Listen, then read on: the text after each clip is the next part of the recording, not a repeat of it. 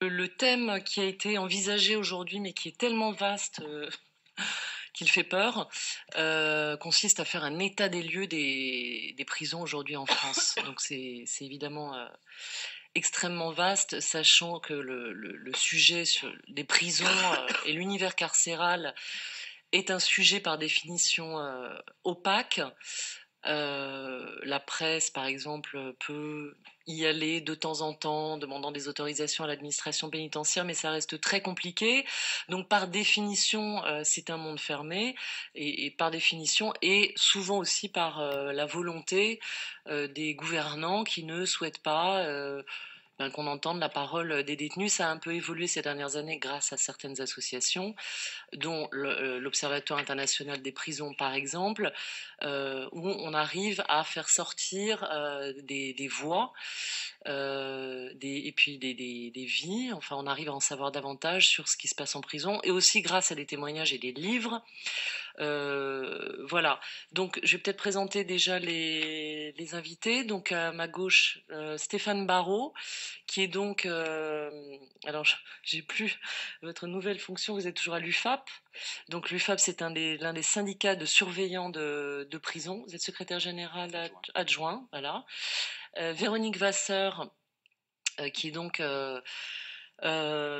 très connue pour avoir écrit un brûlot sur l'univers carcéral et sur la prison de la santé où elle exerçait, où elle était médecin-chef. C'est un livre qui date de quelle année ? 2000, qui avait fait énormément de bruit. C'est un témoignage très très fort sur toutes les difficultés qu'on trouve à l'intérieur d'une prison, et toutes les difficultés qu'on a à y travailler, avec le manque de moyens notamment pour travailler.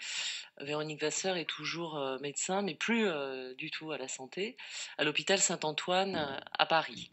À ma droite, Florence Aubenas, qui est journaliste, grand reporter au Nouvel Observateur, qui a longtemps écrit dans Libération, qui écrit également, et qui écrit aussi un brûlot sur Outreau. Voilà, après, c'est l'infamie judiciaire d'Outreau.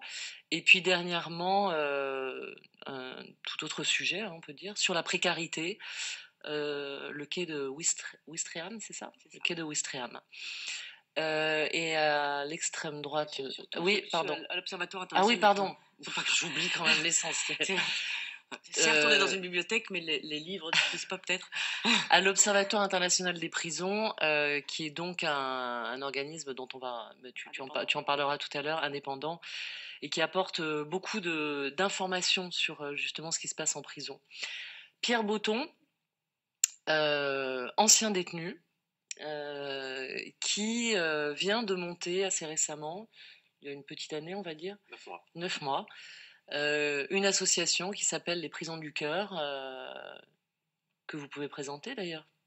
C'est très simple, c'est une association qui est destinée à essayer d'améliorer les conditions carcérales et à sensibiliser le grand public sur tout ce qui concerne la prison. Voilà. Parce que rien ne se fait sans le public, sans nous. Et c'est une association qui a été assez bien accueillie par les autorités, je dirais, puisque Michel Alliot-Marie vous avez convié à une conférence de presse. Voilà, alors par ailleurs, la première action qu'on a eue, c'est d'installer un programme à Nanterre pour essayer de diminuer le choc carcéral dans les toutes premières heures d'incarcération. Et ce programme a été généralisé le 22 juillet par Michel Alliot-Marie. Je vais rectifier, l'annonce a été faite qu'il allait être généralisé, et on se bat beaucoup, en tout cas je me bats beaucoup, pour faire en sorte qu'il le soit avant Noël. Voilà, mais c'est des débats très durs avec l'administration pénitentiaire, qui n'a pas été confrontée à l'administration pénitentiaire. Et quand je dis l'administration pénitentiaire, je sépare la rue du Renard, c'est là où sont les décideurs de l'administration pénitentiaire, des surveillants qui, eux, font tout ce qui est en leur pouvoir pour essayer d'améliorer les conditions de détention, parce qu'il en va également de leurs conditions de travail. Voilà. Je vais peut-être faire une brève petite présentation de la prison en France. En France, il y a environ 190 établissements pénitentiaires qui sont répartis en plusieurs types d'établissements, les maisons d'arrêt, les centres pénitentiaires, les centres de détention, les maisons centrales, les centres semi-liberté, les établissements pour mineurs. Alors les prisons abritent soit des gens qui sont en détention, c'est-à-dire qui attendent d'être condamnés, qui sont en détention provisoire, qui sont en attente de jugement, soit des personnes qui ont été jugées et condamnées. Donc les prisons sont gérées par l'administration pénitentiaire dont on vient de parler, qui est extrêmement puissante. C'est l'une des administrations gérées par le ministère de la Justice en France. Et c'est vrai que c'est une administration avec laquelle on a souvent du mal à communiquer. En tout cas, en tant que journaliste, c'est toujours assez complexe.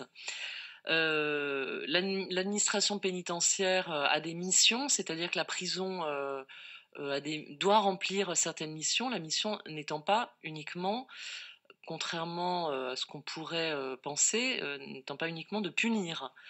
Il y a l'exécution de la peine, évidemment, et la réinsertion sociale, et je pense qu'on en parlera longuement parce que c'est un petit peu là où le bas blesse. La réinsertion sociale, c'est-à-dire en fait se préparer à la sortie, ce qui signifie avoir des activités en prison, travailler en prison, pouvoir avoir droit à des formations. Voilà. Et il y a aussi un autre thème qu'on abordera sans doute, qui est très très très important, c'est la santé en prison, c'est-à-dire qu'on doit, le détenu a des droits et il a le droit également de se faire soigner. Et là aussi, il y a de très très gros problèmes puisque certains appellent même les prisons les annexes des hôpitaux psychiatriques, tellement il y aurait maintenant de malades mentaux ou de gens atteints de maladies ou de troubles mentaux à l'intérieur des établissements pénitentiaires, ce qui pose évidemment un très très gros problème. Voilà, je pense on va surtout vous entendre vous. Je vais arrêter de parler et je me disais qu'on pouvait démarrer peut-être par la loi pénitentiaire